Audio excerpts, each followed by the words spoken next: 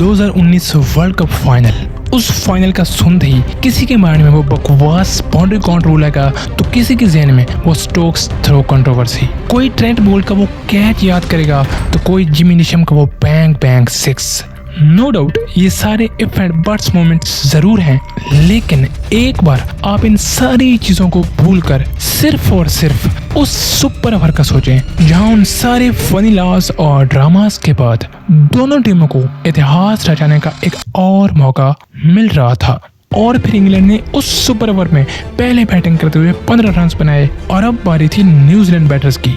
और उस वक्त इंग्लैंड मैनेजमेंट इस बात पर परेशान थी कि वो सुपर ओवर दें तो दें किसे। मतलब कि मॉर्गन अपने जिस बॉलर की तरफ देखते वो उनसे आंखें फेर लेता, क्योंकि उस ओवर में अगर हीरो बनने का मौका था तो वहीं जीरो बनने का चांस भी। एंड देन ही सा जोफ्रा आर्चर।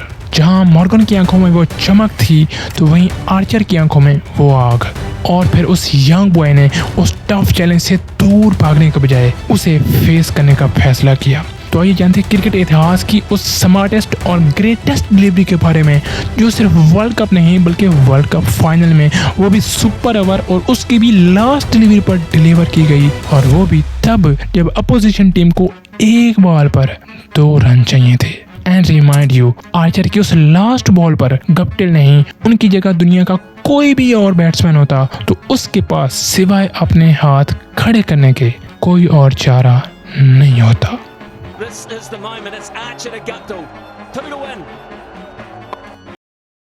6 बॉल्स और 16 run, Jimmy Neesham versus Jofra Archer. और इस बीच में आर्चर ने पहली बॉल कराई जो कि वाइड करार पाई, और इसके बावजूद उन्होंने खुद को कंपोज रखते हुए अगली बॉल को दोबारा उसी लेंथ पर परफेक्टली एग्जीक्यूट किया। लेकिन न्यूजीलैंड बैटर्स फिर भी 2 रन बटोरने में सफल हो गए। दूसरी बॉल और उस पर जिमी निशम ने एक ऐसा 6 लगाया जो 6 कम और स्टेटमेंट ज्यादा थी। मतलब कि अब 4 बॉल्स और सिर्फ 7 रन। जहां उस बॉल और शॉट के बाद इंग्लैंड प्लेयर्स, उनकी मैनेजमेंट और फैंस तक सब उम्मीदें खो चुके थे, तो वहीं आर्चर अभी भी 100% होपफुल थे कि he can do it and he will do it.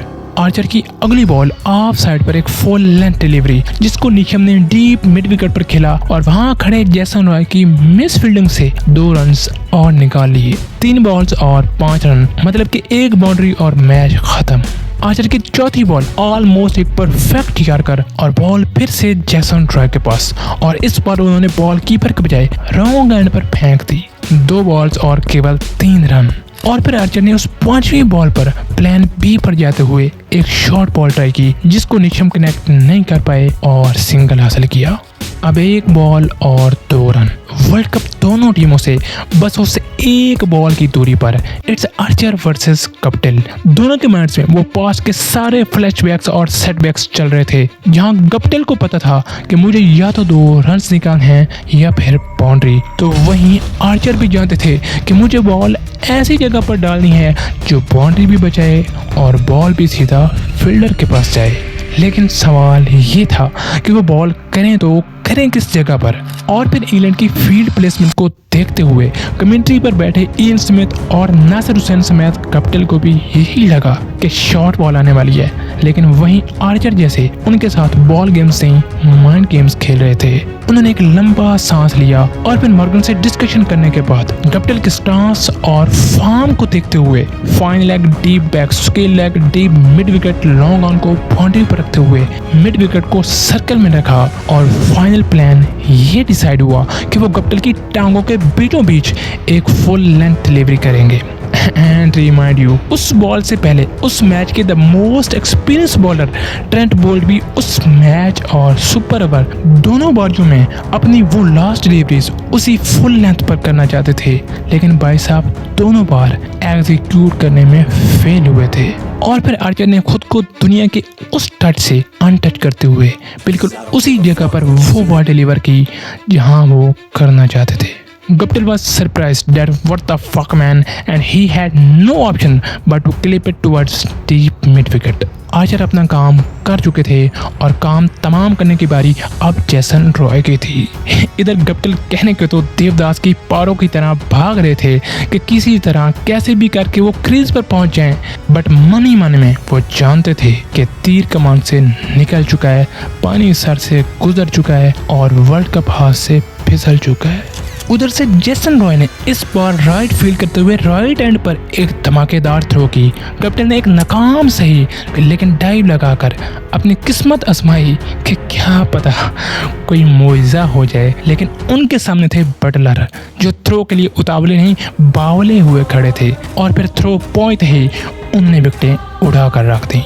जहां एक तरफ इंग्लैंड टीम जश्न मनाने में बिजी थी, वहीं बेचारे गप्टिल की कैफियत वैसे ही थी जैसे सदमा मूवी का वो लास्ट सीन, जहां कमाल हसन का प्रेमी उनकी आंखों के सामने होने के बावजूद उनको पहचानने से इनकार कर देता है। गप्टिल मानो जैसे भूल चुके थे कि उनके पाँव के नीचे ज़मीन एग्जिस्ट करती है, उनके सर पर आसमान है, उनकी धड़कन चल रही है और उनका अगला सांस लेना कितना ज़रूरी है। तो अब सवाल आता है कि कैसे वो बॉल वर्ल्ड कप के इतिहास की सबसे स्मार्टेस्ट और शार्पेस्ट डिलीवरी थी।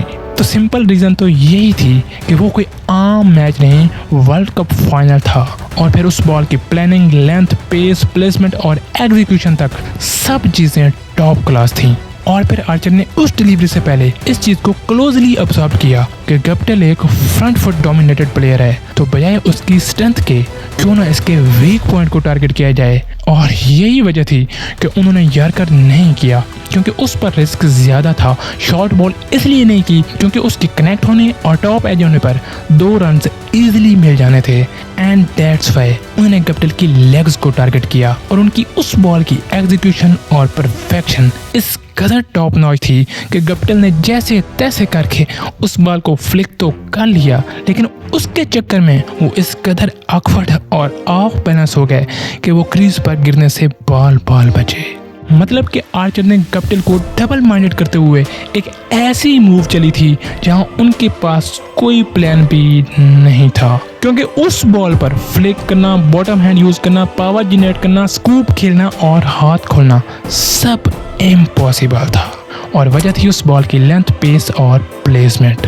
और मैच जीतने के बाद सारी इंग्लैंड टीम स्टोक्स की तरफ नहीं बल्कि आर्चर की तरफ भागी, क्योंकि वो सब जानते थे कि he was the one who won the match for them. तो ये थी 2019 वर्ल्ड कप के फाइनल की उस फाइनल डिलीवरी की कहानी जिसने न्यूजीलैंड को रुलाया तो इंग्लैंड को वर्ल्ड कप जिताया। आप जोफ्रा आर्चर के उस सुपर ओवर और लास्ट डिलीवरी के बारे में क्या सोचते हैं कमेंट्स में ज़रूर बताइएगा। अगर वीडियो अच्छी और इन्फॉर्मेटिव लगी हो तो प्लीज़ चैनल को लाइक और सब्सक्राइब ज़रूर कीजिएगा। वीडियो में आखिर तक जुड़े रहने के लिए बहुत बहुत धन्यवाद।